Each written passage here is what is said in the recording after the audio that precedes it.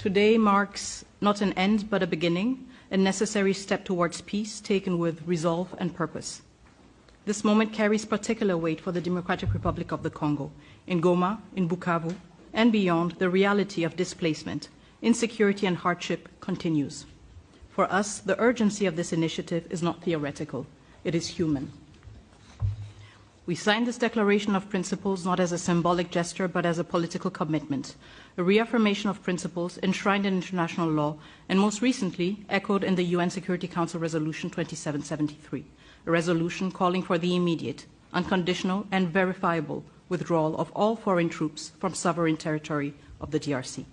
We are clear in the Great Lakes region, peace must come first, followed by the rebuilding of trust, and then, only when conditions are right, the careful reopening of a path to meaningful bilateral cooperation. Too many past efforts have failed because sequencing was ignored and accountability postponed. Peace and development cannot rely only on good intentions. They must be built on responsibility, clear commitments, measurable timelines and consequences for non-compliance. This is the only way to restore credibility, not just among states, but with the people who are waiting for peace to become real. The signature of today's Declaration of Principles heralds renewed hope.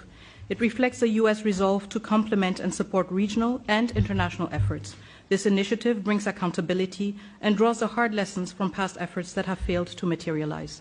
So the good news is there is hope for peace. The real news, peace must be earned, and it will require seriousness, transparency, and sincerity. We welcome the leadership of the United States of America, a country that has shown steadfast support, consistent principles, and resolve in multilateral forums, especially within the United Nations Security Council. Mr. Secretary, Senator Rubio, I would like to express our deep gratitude. Dr. Boulos, also, your extensive consultations across the region have brought nuance, depth, and humanity to this process. And your presence today underscores that diplomacy must listen, understand the lived experiences of those most affected, and seek durable solutions. The Democratic Republic of the Congo recognizes and values this engagement of the United States.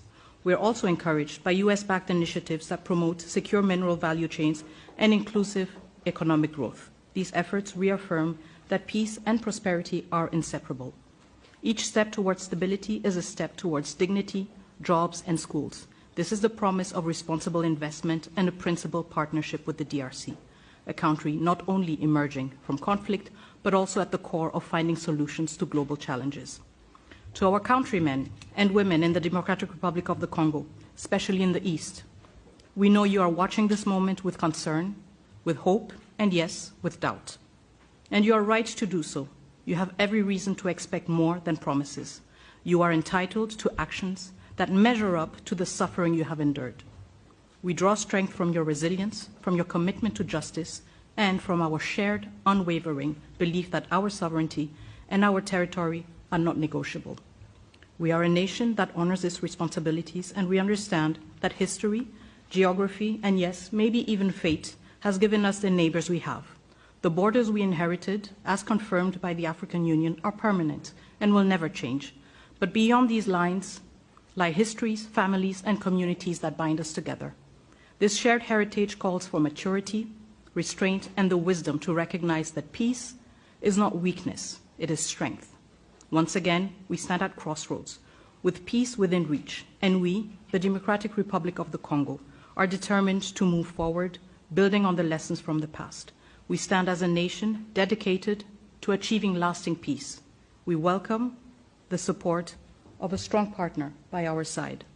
And I voice the solemn hope that all parties will seize this opportunity, just as we, the DRC, have chosen to. Thank you.